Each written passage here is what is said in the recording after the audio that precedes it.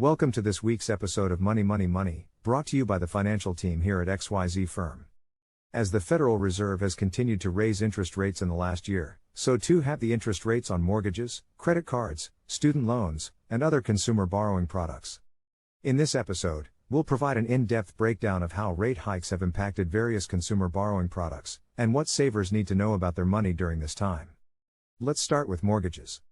Prior to last March, the average 30-year fixed rate was 4.40%, but it has since continued to rise and is now at 6.66%. Adjustable rate mortgages, ARMs, and home equity lines of credit, HELOCs, are also tied to the prime rate, so their rates have continued to rise with the federal funds rate. As for the average credit card rate, it reached an all-time high of 20%, up from 16.34% 1 year ago. Credit cards have a variable rate, so as the federal funds rate has increased, the prime rate has increased too, and credit card rates have followed suit.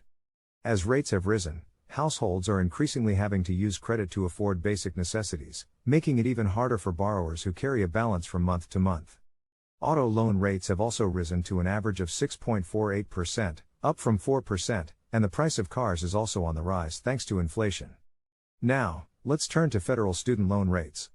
One benefit of these loans is that they have a fixed rate, unlike credit cards, mortgages, etc. So even though rates have increased, borrowers aren't immediately affected by rate hikes.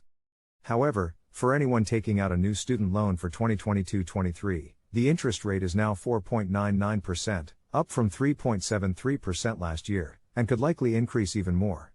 Lastly, deposit rates at banks and online savings accounts are determined by the rate of inflation, so rates generally tend to increase as the federal funds rate rises.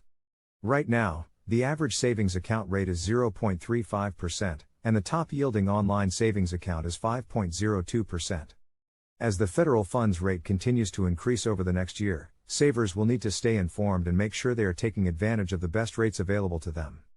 Thanks for watching this week's episode of Money Money Money. For more information on how the Federal Reserve's rate hikes have impacted your money, be sure to subscribe to our channel and stay tuned for more financial advice.